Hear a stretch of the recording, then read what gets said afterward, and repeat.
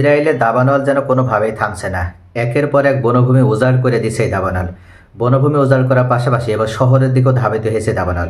দাবানলের কারণে গোটা ইসরায়েল জুড়ে জরুরি অবস্থা ঘোষণা করা হয়েছে। বেনিয়ামিন নেতানিয়াহুর পক্ষ থেকে জরুরি অবস্থা জারি করা হয়েছে এবং বলা হয়েছে যতক্ষণ পর্যন্ত জরুরি অবস্থা তুলে নেওয়া না হবে ততক্ষণ পর্যন্ত সকল নাগরিকদের নিরাপদ আশ্রয়ে থাকতে হবে। ইসরায়েলের এই দাবানল এতটা ভয়াবহ রূপ ধারণ করেছে যে বিগত কয়েক দশকেও ইসরায়েলে কখনো এ ধরনের দাবানলের মুখোমুখি হয়নি। এমনকি এত মানুষ আহত হচ্ছে এবারকার এই দাবানলে যে কোনো হাসপাতালেও জায়গা পাওয়া যাচ্ছে না। অথচ মুদ্রার এপিঠ আর ওপিঠ। অথচ ইসরায়েলকে যখন এই ভোগান্তিতে পড়তে হচ্ছে ঠিক তেমনইভাবে ইসরায়েলের আক্রমণে গাজাবাসীদেরকেও ঠিক এমন ভোগান্তিতেই পড়তে হচ্ছে। ইসরায়েল চরমে দাবানলের কারণে ক্ষতিগ্রস্ত হলেও এবং ইসরায়েলি জরুরি অবস্থা জারি করা হলেও ইসরায়েল গাজার উপরে আক্রমণ এখনও বন্ধ করেনি। আজকেও ইসরায়েলের আক্রমণে ৩৯ জন সাধারণ মানুষ নিহত হয়েছে। গাজায় একচেটিয়াভাবে ইসরায়েল আধিপত্য বিস্তার করার মাধ্যমে যে হামলা পরিচালনা করছে, এই ৩৯ জন নিহত হওয়ার মাধ্যমে এখন পর্যন্ত ৫২,৪৩৯ জন গাজাবাসীকে প্রাণ হারাতে হলো। শুধু তাই নয়, প্রায় ১.৫ লক্ষের কাছাকাছি মানুষ আহত হয়েছে। গত ১৮ মাস ধরে একটানা ইসরায়েল যেভাবে একচেটিয়াভাবে গাজার উপরে হামলা পরিচালনা করছে, তাদের উদ্দেশ্য গাজা একবারে ধ্বংসস্তূপে পরিণত করা এবং হামাসকে নির্মূল করা।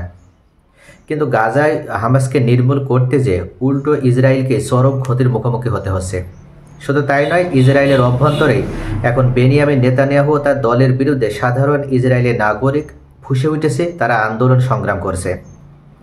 এবং এই মুহূর্তে প্রাকৃতিকভাবে যে দাবানল সৃষ্টি হয়েছে, সকলেই অনুমান করছে যে সাধারণ নাগরিক হিসেবে সাধারণ গাজাবাসীদের উপর ইসরায়েলের পক্ষ থেকে যে অত্যাচার করা হয়েছে, যে নির্যাতন করা হয়েছে, যে স্টিম রোলার পরিচালনা করা হয়েছে, তার অভিশাপ স্বরূপ ইসরায়েলে এই দাবানলের সৃষ্টি হয়েছে।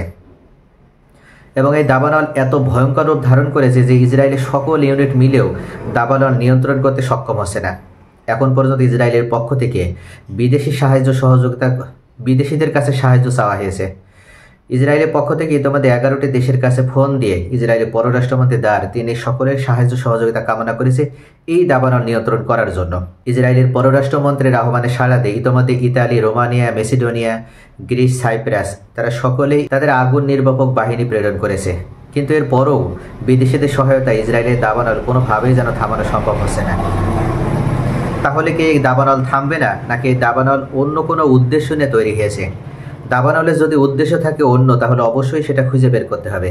এই মুহূর্তে আন্তর্জাতিক বিশ্লেষকদের অভিমত হচ্ছেই যেহেতু দাবানলকে কোনোভাবে নিয়ন্ত্রণ করা সম্ভব হচ্ছে না, তাহলে অবশ্যই দাবানলের উদ্দেশ্য কি সেটা আগে জানতে হবে। যদি এমন হয় যে দাবানলের পেছনে মহান সৃষ্টিকর্তা ইচ্ছা করে দাবানলটি প্রবাহিত করছে, তাহলে কখনো কোনো শক্তি মিলে এই দাবানল নিয়ন্ত্রণ করতে সক্ষম হবে না। আর সেক্ষেত্রে সৃষ্টিকর্তার নিয়ম অনুযায়ী অবশ্যই তার সৃষ্টি জীবের প্রতি দয়া দেখাতে হবে। যদি গাজাবাসীদের উপরে দয়া দেখাতে সক্ষম হয় ইসরায়েল, তখনই কেবল এই দাবানল নিয়ন্ত্রণ করা সম্ভব হবে। আন্তর্জাতিক বিশ্লেষকদের অভিমত অনুযায়ী এই মুহূর্তে ইসরায়েলের উচিত হবে গাজা থেকে সম্পূর্ণভাবে অবরোধ উঠিয়ে নেওয়া এবং গাজার সাথে একটা যুদ্ধবিরতি চুক্তি সম্পন্ন করা। তাহলেই দেখা যাবে যে গাজাতেও শান্তি এবং স্থিতিশীলতা আসবে এবং বিশ্বের বিভিন্ন দেশ তারা মানবিক সহায়তা প্রেরণ করার মাধ্যমে গাজাকে আবার পুনর্গঠনের সুযোগ পাবে এবং এটার মাধ্যমে ইসরায়েলও নিজেদেরকে সেভ করতে পারে এবং তাদের দেশে যে দাবানল, সেই দাবানলও নিয়ন্ত্রণে চলে আসবে।